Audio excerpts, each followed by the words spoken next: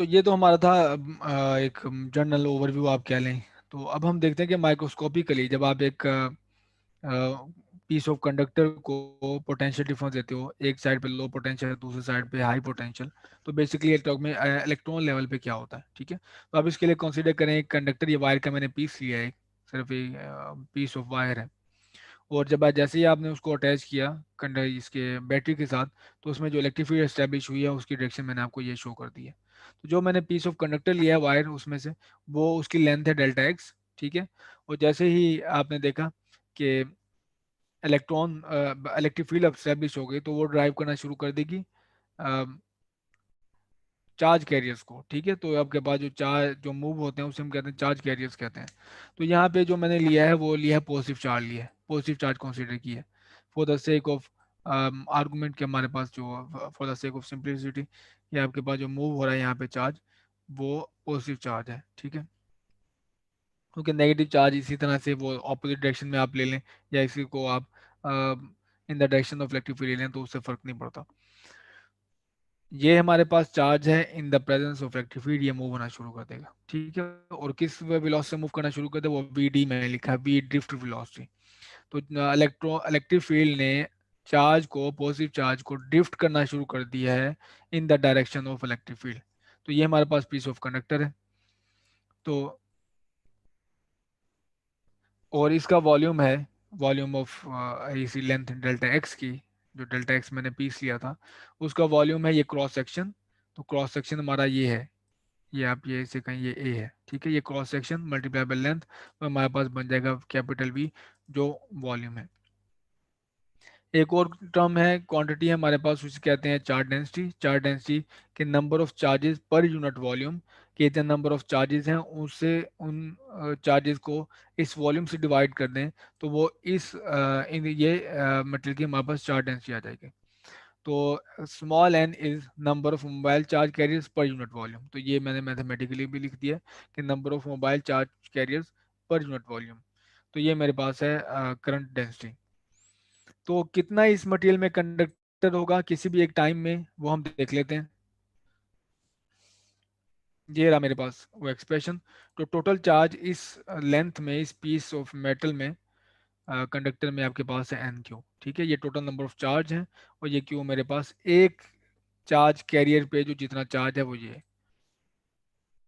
तो ये जितना आपके पास जो वो चार्ज कैरियर्स हैं वो ट्रांसपोर्ट करते हैं चार्ज, वो हमारे पास है क्यू। जैसे कॉपर में सिंगल चार्ज होता है कि पर आपके पास वो इलेक्ट्रॉन एक आप समझ लें कि वो इलेक्ट्रॉन पर एटम हमारे पास एक इलेक्ट्रॉन फ्री होता है, तो वो हमारे पास सिंगल होगा चार्ज।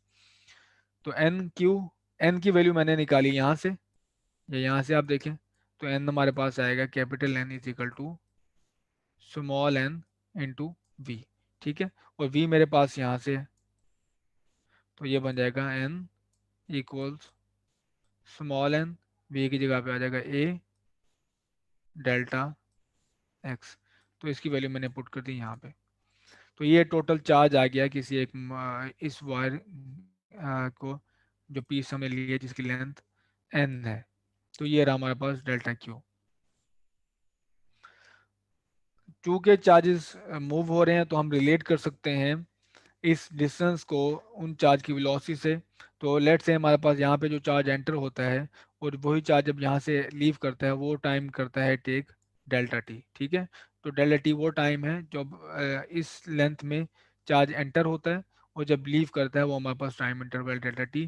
तो डेल्टा टी को अगर आप उस चार्ज की वेलोसिटी से मल्टीप्लाई कर दें, तो आपके पास आ जाएगा टोटल ये डिस्टेंस।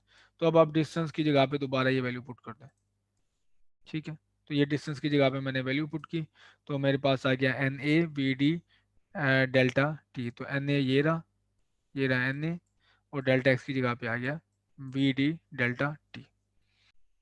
तो अब आप इसको करंट डिफाइन करना है, तो करंट के लिए हम क्या करना होगा, डेल्टा टी से डिवाइड करना होगा। तो डेल्टा टी से इस पूरे एक्सप्रेशन को जब आप डिवाइड कर दोगे, तो एवरेज करंट आ जाएगा आपके पास ये, ठीक है। तो एवरेज करंट की आपके पास एक और माइक्रोस्कोपिक डेफिनेशन आ गई है, जो in terms of drift speed है, कि ड्रिफ्ट वेलोसिटी हम इसे कहते हैं, ड्रिफ्ट स्पीड कहते हैं, जिससे हमारे पास इलेक्ट्रिक फील्ड की मौजूदगी में जो चार्ज कैरियर है वो धकेला जाता है एक डायरेक्शन में, तो ड्रिफ्ट स्पीड है।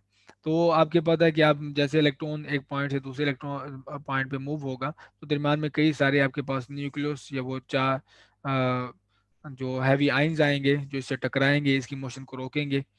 तो वो टकराता टकराता आगे मूव करेगा, जिसे हम कहते हैं ड्रिफ्ट स्पीड। तो इसको आप अगर वाज़िह तौर पे देखना चाहते हैं, वो ये देखें कि आपके पास इलेक्ट्रॉन पहले भी मूव कर रहे होते हैं, जब कंडक्टर के अंदर फ्री इलेक्ट्रॉन होते हैं वो पहले भी मूव कर रहे होते हैं। लेकिन नेट चार्ज जो होता है, नेट मूवमेंट जो होती है किसी भी क्रॉस सेक्शन से, वो जीरो होती है उनकी। तो नेट चार्ज कोई भी आप क्रॉस सेक्शन जैसे यहाँ पे डिफाइन करें, अगर यहाँ पे इलेक्ट्रिक फील्ड मौजूद नहीं है तो ये देखें ये जिंगलिंग कर रहा है, आगे पीछे मूव हो रहे हैं इलेक्ट्रॉन।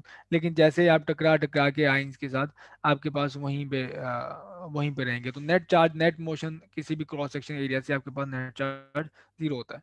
लेकिन जैसे ही आप उसको प्लेस करते हैं इन इलेक्ट्रिक फील्ड, तो आप देखिए अभी भी जिंगल कर रहा है, वो चार्ज से टकरा रहा है, ये टकराता हुआ, लेकिन एक डायरेक्शन में थोड़ा मूव कर रहा है ये। ठीक है, एक डायरेक्शन में इसकी नेट जो मोमेंट हमारे पास है। तो ये है ड्रिफ्ट वेलोसिटी। तो इस जिस वेलोसिटी से ये मूव कर रहा है यहाँ से यहाँ तक टकराता हुआ, वो हम उसे कहते हैं ड्रिफ्ट स्पीड।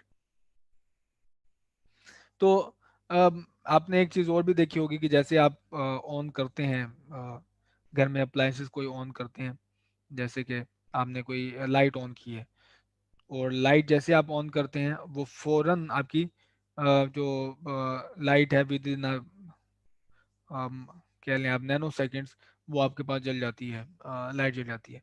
लेकिन जो ये ड्रिफ्ट स्पीड है, ड्रिफ्ट स्पीड आपके पास होती है 10⁻³ मीटर पर सेकेंड में। तो बहुत स्लो स्पीड होती है, बहुत स्लो स्पीड से इलेक्ट्रॉन मूव करते हैं जो वायर में। तो ऐसा क्यों होता है कि आपके पास जब ड्रिफ्ट स्पीड तो आपके पास 10⁻³ मीटर पर सेकेंड हो रही है, चार्जेस तो बहुत स्लो से मूव हो रहे हैं, बहुत ही ऐसे से मूव हो रहे हैं, लेकिन आप जैसे ही आप ऑन करते हैं अ, इसको लाइट को ऑन करते हैं वो फौरन जल जाती है। तो अगर आप वायर आपके पास लेट से 10 मीटर है, तो उसको अच्छा खासा टाइम लगना चाहिए इलेक्ट्रॉन को वहाँ से यहाँ तक पहुँचने। तो ऐसा क्यों होता है कि आपके पास जो अ, फौरन वो चल जाती है। तो जैसे ही आप स्विच ऑन करते हो, तो स्विच ऑन करने से फौरन वो लाइट की स्पीड से उस कंडक्टर में, वायर में इलेक्ट्रिक फील्ड एस्टेब्लिश हो जाती है। ठीक है, और वो ड्राइव करना शुरू कर देती है। इलेक्ट्रॉन तो पहले से मौजूद होते हैं, ये लाजमी थोड़ी है कि जो स्विच में इलेक्ट्रॉन बैठा हुआ है वही चल के जाएगा और जला के लाइट जलाएगा, नहीं। तो पूरी वायर में इलेक्ट्रॉन्स मौजूद हैं।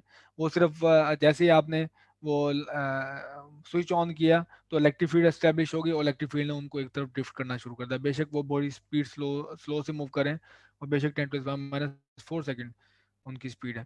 तो आप इसको इस तरह से समझ सकते हैं कि अगर यहाँ से क्लासरूम से गेट तक एक वो लाइन अप हो जाए, ये जो हैं कैडेट्स हैं या आपके पास फौजी हैं, वो लाइन अप हो जाए, और वो जो मार्च करें आहिस्ता आहिस्ता मूव हो, वो बहुत ही स्लो स्पीड हो, लेट से यही हो 10⁻² मीटर पर सेकेंड, बहुत स्लो स्पीड हो, लेकिन वो लाइन में खड़े हुए हैं, ठीक है, उनकी मोशन नहीं है।